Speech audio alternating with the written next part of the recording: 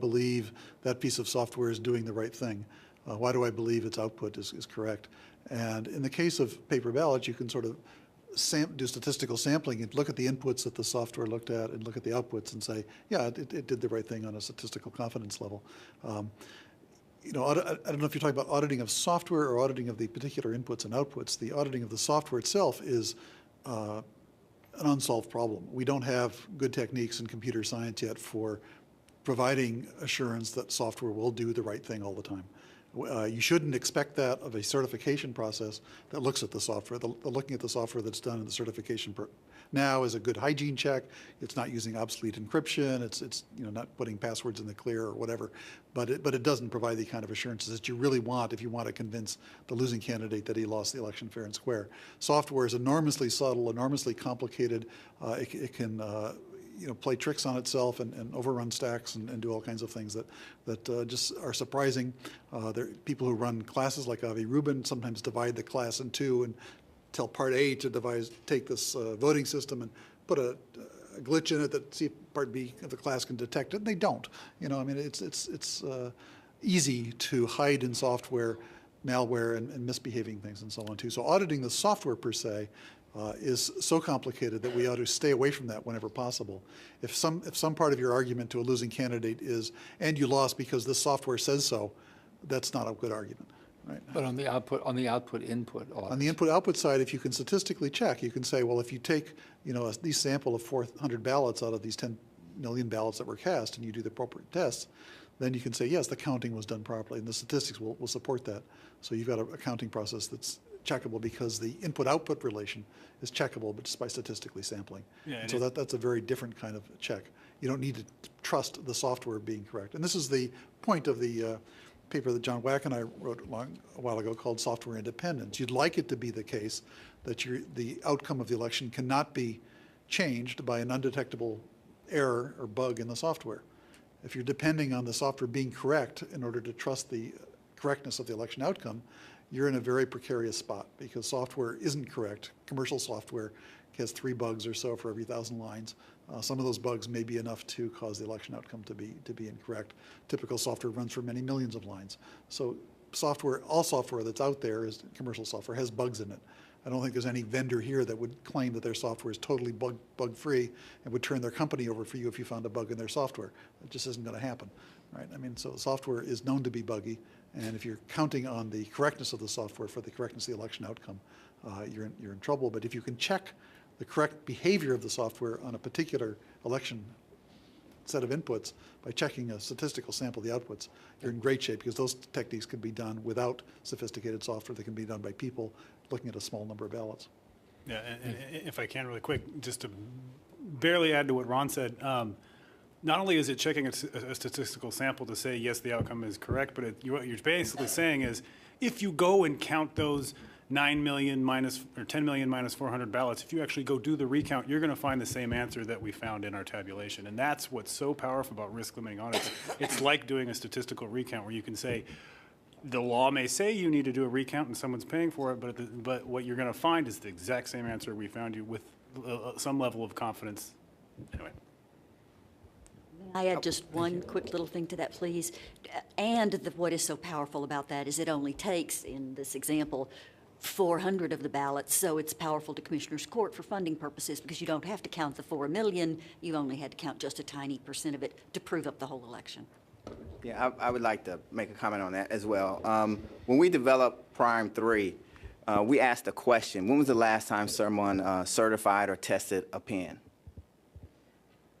I have never heard that, meaning for an election, there's never been a case, and EAC, correct me if I'm wrong, that you actually required them to use this specific pen with these specs. So what we were getting at was exactly what Ron is saying, that we put the onus on the product. So even if someone could hack our system, which no one to date has, but if someone could hack it, the fact that everyone, independent of your ability or disability, is voting on the same machine, and the product is the same for everyone, that in itself made it not only accessible and usable, but it added a layer of security because the machine couldn't distinguish between a deaf person or a person without arms. So it didn't know what was being produced. So when you did this post-election audit, it didn't matter if the machine was trying to trick you or not because it could not identify who you are to trick you. So the audit case for us was actually on the product, not on our ink pen, which is prime 3 in that case.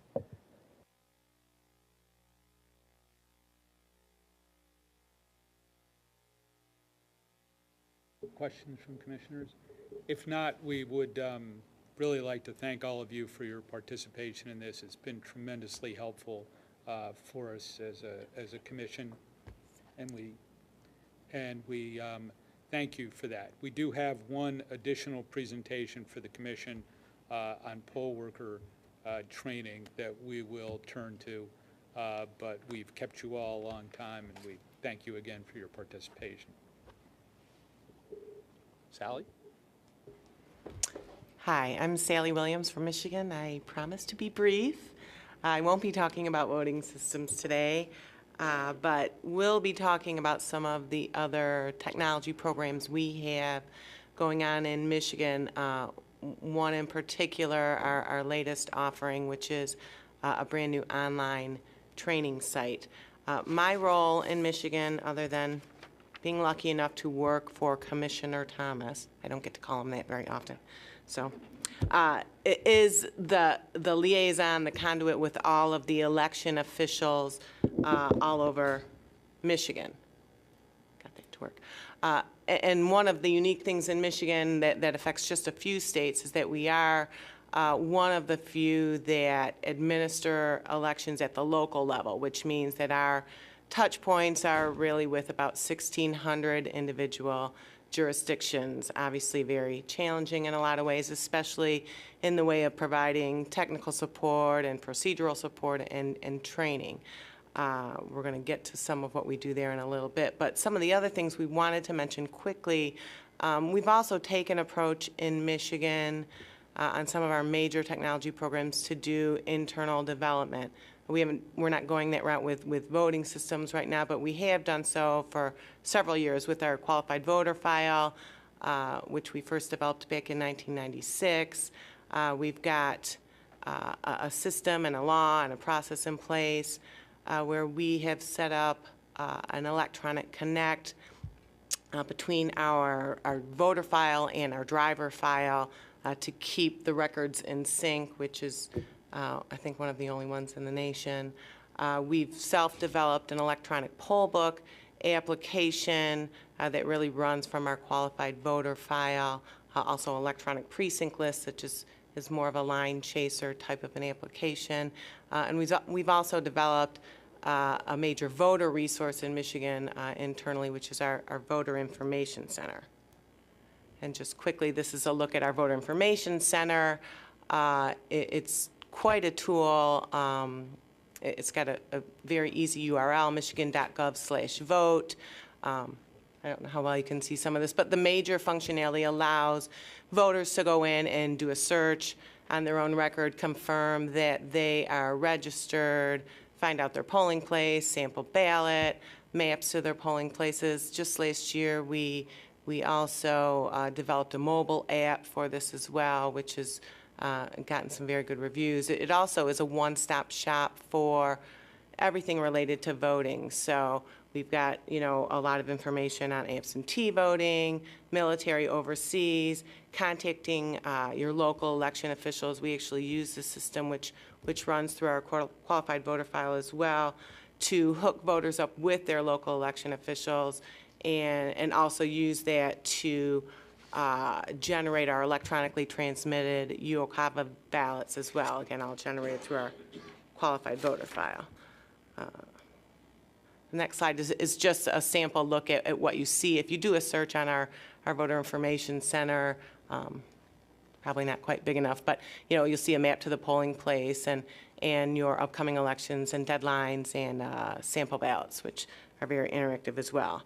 But what I really wanted to hit on today was our latest offering, which is just getting started and will just grow over time, is our online training site. We call it the Michigan Elections E-Learning Center. We launched it in April of this year, and already we've got about 1,100 users enrolled. It's a very powerful system. We develop, and again, a lot of internal development. It's hosted by an outside agency, but we're doing all the development of the coursework and everything in it internally as well. We've got online courses. We've got all of our technical and procedure manuals, very heavily indexed for great search capabilities out there. We've got collaboration spaces where we can do kind of live webinars, blogs, discussion groups. We can have, groups by counties. Individuals are tracked.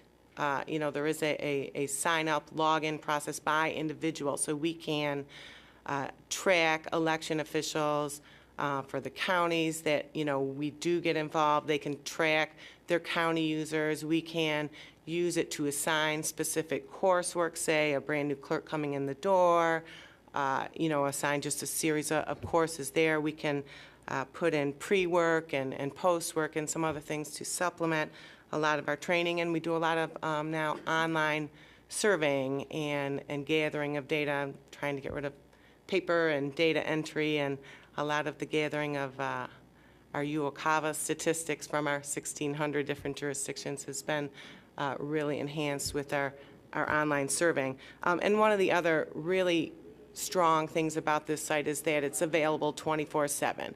We have a lot of very small jurisdictions with election officials that are election officials on the side. They have other jobs. So they can be difficult to reach and train, and the materials are out there for them 24/7 as well, which is nice. It's hosted, again, the outside organization I mentioned is Michigan Virtual University.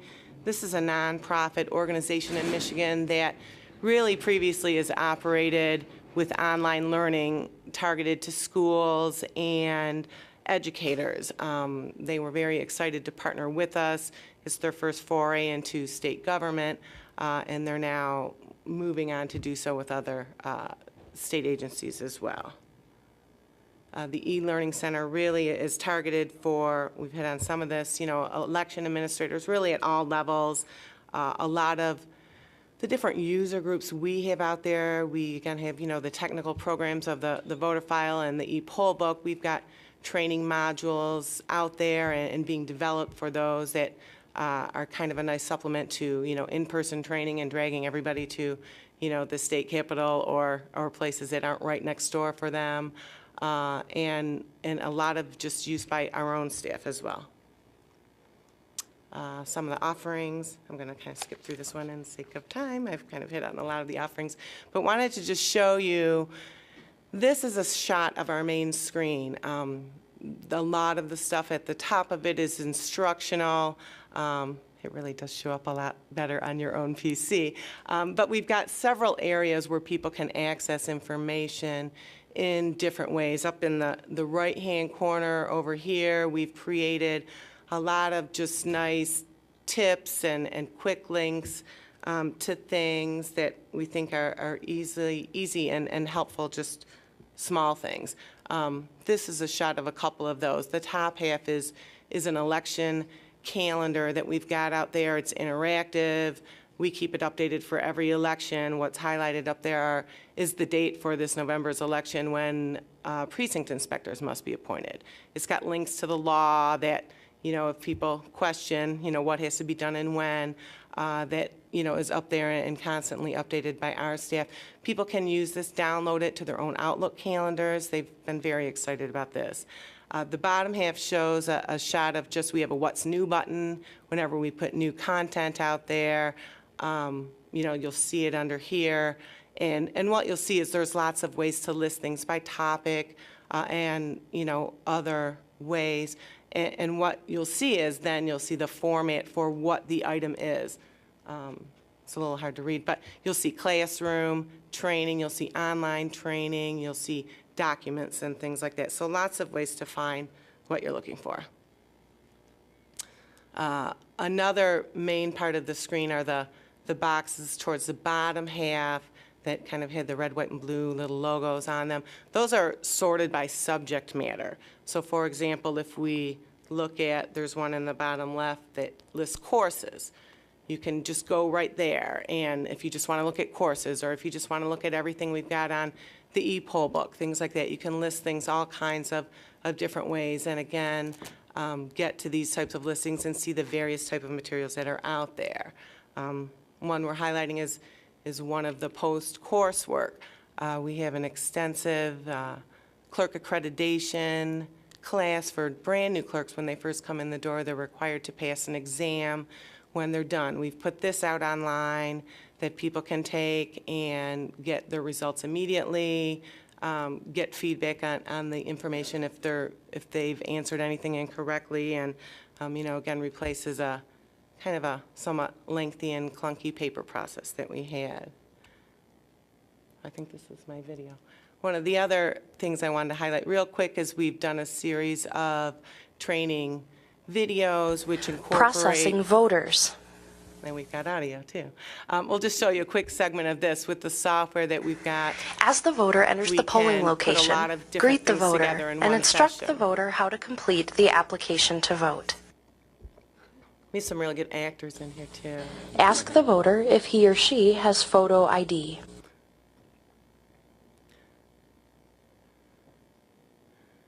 But you'll see you can tie together all kinds of different types The of following media types of into photo one ID qualify as type of acceptable. course. We'll just take Driver's a minute license into or this. personal identification card issued by Michigan or another state. And this is the kind of thing too. It's out online. Federal or state all of our government videos. We issued have a YouTube photo channel now as identification. well, where the US workers can passport. go out and look at that Military after identification training. card with photo. The election officials, Student rather than the identification with age-old photo kind of from a textbook high training, school or can an accredited cut into these institution of back and higher forth, and they're education. right online for people as well. Tribal I'm just going to show you identification one more card little clip with of it, photo.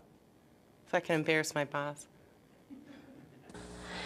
If So a this voter is just does an not example have of what to valid do photo when ID someone in his has or no her photo possession, ID, and this poor gentleman had no that voter ID, is still so. welcome to vote under Michigan law. These voters simply have to sign a separate affidavit attesting to their identity, and their ballots are tabulated normally. I know. He never knew he was going to be put on display When like this. using the And then electronic poll we book, get into, swipe the voter's close-ups of our driver's e-poll license, book, and again, or kind of type the tie into voter's name into the the appropriate tips. field to This find the system we've voter's got out record. in about 90% of our Verify that precincts the now, and information in we the have some e-poll book separate is the modules same just as on what the e-poll voter has book, and indicated on the some other things application to to just kind of vote. reiterate some of those key. If you pieces have there. a split Okay, I'm precinct, gonna move on. this is the time to Oh, okay. So that was just a sample. That goes on all the way through the voter experience. Just a couple of other things. Also wanted to just highlight the indexing capability and the search capability. We have had quite an extensive website for years that we've put all of our materials out for election officials, and we have just had a pretty terrible time of trying to do quality searches out there on that. It's all of the state of Michigan materials, and you can look up poll book and you can get anything from state government. Well, in this system and with the indexing that we do, you can do searches in many different ways and just say e-poll book, or even, down to a finer line. Here's everything that mentions e-poll books. There's classes, there's frequently asked questions, there's manuals, things like that. So we really like the indexing and search capability of this as well. Moving forward, again, we've just really gotten started here. But again, the capabilities are very unlimited and powerful. Our focus right now is we had some legislation that went through last year requiring a 2-year continuing education, a re-accreditation program, as you will, for clerks, and we are fast and furiously developing a lot more content to go out there that will just build on over time, and again, can just assign to officials, automatically track who's taking them, based on experience level. And as we get more and more items out there, we can, continue to refresh that as well. We're putting out modules, online modules for some of our major technical programs, which, prior to now, we'd bring people in real small groups to Lansing.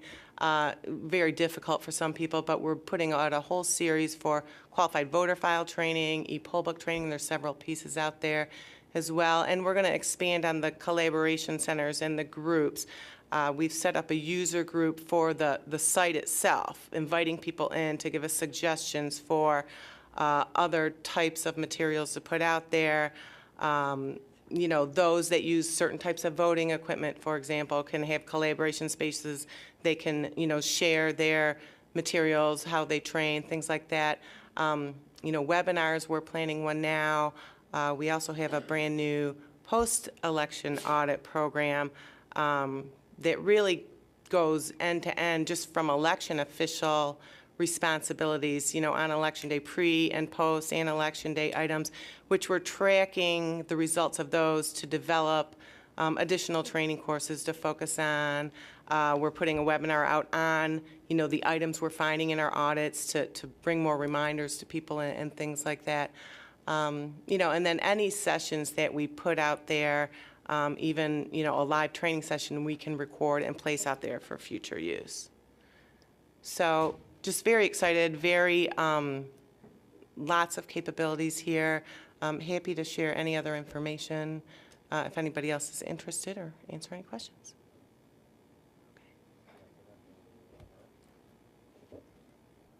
If not, Yeah, just one closing question to Sally. We'll close that. Did Commissioner Thomas complain about the way he was treated at the polling place? not that day. Actually, we talked him into being an actor. He didn't know where that was going to take him. Well, it was a compelling performance. He modestly signed his name, Clark Kent, you know, so. Yes. Somebody mentioned auditing the results of Academy Awards, and we wouldn't have to do that here. In any event,